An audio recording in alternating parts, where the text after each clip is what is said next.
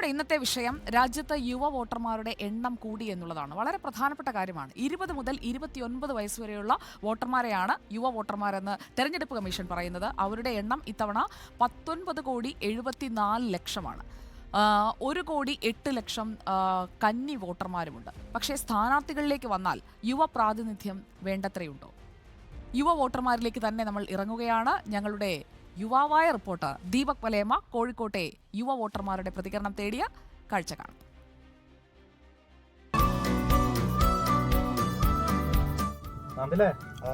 തെരഞ്ഞെടുപ്പ് ചൂടായില്ലേ? ചൂടായി. മൊത്തം പോസ്റ്റർ അറിഞ്ഞിട്ടല്ലോ. പോസ്റ്റാണ് ഈ പോസ്റ്ററിലൊക്കെ നമ്മള് കണ്ടിങ്ങനെ പരിചയമുള്ള മുഖങ്ങളാണ്. പക്ഷെ യുവാക്കളെ മുഖമൊന്നും കാണുന്നത് പൊതുവെ കുറവല്ലേ? അത് കുറവാണ്. എന്താ എന്റെ അഭിപ്രായം? എന്തുകൊണ്ടേക്ക്? അത് പണ്ട് മുതലേ ഈ പ്രായം കൂടിയ ആൾക്കാരാണല്ലോ സ്ഥാനാർത്ഥികള്. അതുകൊണ്ടാവും. അതായത് പ്രായം കൂടിയവർ മാറിക്കൊടുക്കുന്നില്ല എന്നുള്ളതാണ് ഈ പറഞ്ഞു തരുന്നത്. അതെ അതെ, ഇവര് പ്രായം കൂടിയവർ മാറിക്കൊടുത്താലല്ലേ പുതിയ ആൾക്കാർക്ക് വരാനുള്ള പറ്റുള്ളൂ.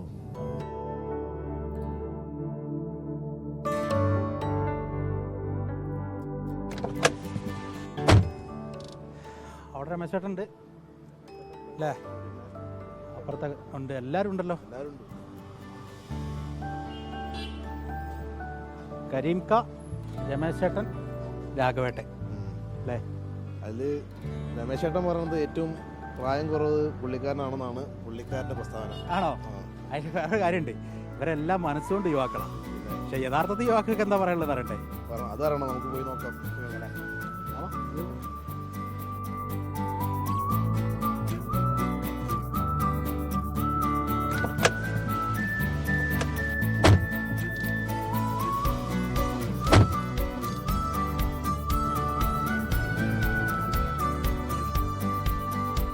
യുവ സ്ഥാനാർത്ഥികൾ വേണമെന്നുള്ള ആഗ്രഹം.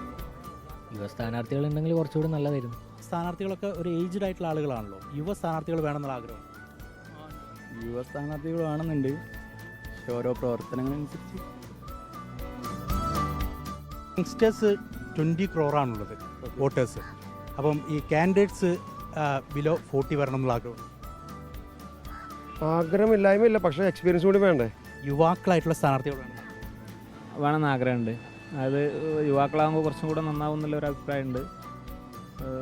മുതിർന്ന നേതാക്കന്മാരൊക്കെ അമ്മമാരൊക്കെ വഴി മാറി കൊടുക്കുകയാണെങ്കിൽ ഒന്നുകൂടെ നന്നാവും എന്നുള്ളൊരു അഭിപ്രായമുണ്ട്. യുവാക്കൾ സ്ഥാനാർത്ഥികളാണെന്ന് ആഗ്രഹം ഉണ്ട്. കാരണം കുറച്ചുകൂടെ ക്രിയേറ്റീവായിട്ടുള്ള ചിന്തകളായിരിക്കും അവരുടെ മൈൻഡിലുണ്ടാവുക. ഒരു പാർട്ടിനെയും എടുത്ത് പറയുന്നില്ല, കുറച്ചുകൂടെ അപ്ഡേറ്റ് ആയിട്ട് കാര്യങ്ങൾ വരാണ്ട് ചിന്താഗതികൾ മാറും, പഴയ ചിന്താഗതികളായിരിക്കില്ല. വോട്ടുണ്ട്. ഈ യങ്സ്റ്റേഴ്സ് കാൻഡിഡേറ്റ്സ് ആയിട്ട് വരണം എന്നുള്ള തീർച്ചയായും അതുണ്ടോ? എന്തുകൊണ്ടാന്ന് വെച്ചാൽ അവരാണ് കുറച്ചുകൂടി ബെറ്റർ എന്ന് തോന്നുന്നു. എൻ്റെ അഭിപ്രായം തന്നെയാണ്. കാരണം അവർക്കാണ് ഇപ്പോഴത്തെ ഒരു ഇതിനനുസരിച്ച് മുന്നോട്ട് പോകാൻ വേണ്ടി പറ്റുക. പണ്ടുള്ളവർക്ക് ഇപ്പോഴത്തെ ആ ഒരു ജനറേഷന് ആണ് കുറച്ചുകൂടെ മനസ്സിലാക്കുക ഇപ്പോഴത്തെ കാര്യങ്ങളൊക്കെ പണ്ടുള്ളവരെ അപേക്ഷിച്ചിട്ട്. യുവ കാൻഡിഡേറ്റ്സ് വേണമെന്നുള്ള ആഗ്രഹം. യുവ കാൻഡിഡേറ്റ്സ് വേണമെന്ന് ആഗ്രഹമുണ്ട്. കുറച്ചും കൂടി എഡ്യൂക്കേറ്റഡും കുറച്ചുകൂടെ പ്രാക്ടിക്കലുമായിട്ട് ചിന്തിക്കുന്ന ആൾക്കാർ വേണമെന്ന് ആഗ്രഹമുണ്ട്. 20 കോടിയിലധികം യുവ വോട്ടർമാരുണ്ട് നമ്മുടെ പട്ടികയിൽ, ഇപ്പോൾ വന്ന പട്ടികയിൽ. പക്ഷെ നമ്മുടെ കാൻഡിഡേറ്റ്സ് കണ്ടിട്ടില്ലേ, എല്ലാം ഒരു ഏജ് ലെവലിന് മുകളിലായിരിക്കും.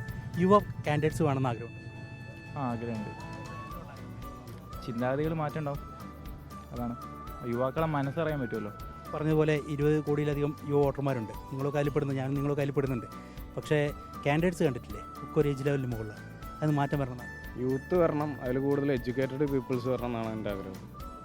പേടിക്കണ്ട, 20 CR മുകളിലാണ് യുവ വോട്ടർമാരുള്ളത്. പക്ഷെ നമ്മുടെ കാൻഡിഡേറ്റ്സ് കണ്ടിട്ടില്ലേ, എല്ലാം ഒരു ഏജ് ലെവലിന് മുകളിലാണ്. യങ്സ്റ്റേഴ്സ് വരണമെന്നാണ്. ഉണ്ട്, ഒന്നുകൊണ്ടല്ല, പുരോഗമനം വരണം. ഇവിടെ പുരോഗമനം ഇല്ലല്ലോ, അത്ര തന്നെ. ഈ 20 CR മുകളിൽ നമുക്ക് യുവ വോട്ടർമാരുണ്ട്. പക്ഷെ നമ്മുടെ കാൻഡിഡേറ്റ്സ് കണ്ടിട്ടില്ലേ, എല്ലാം ഒരു ഏജ് ലെവലിന് മുകളിലുള്ളവരാണ്. എന്താ സെയിം തന്നെ.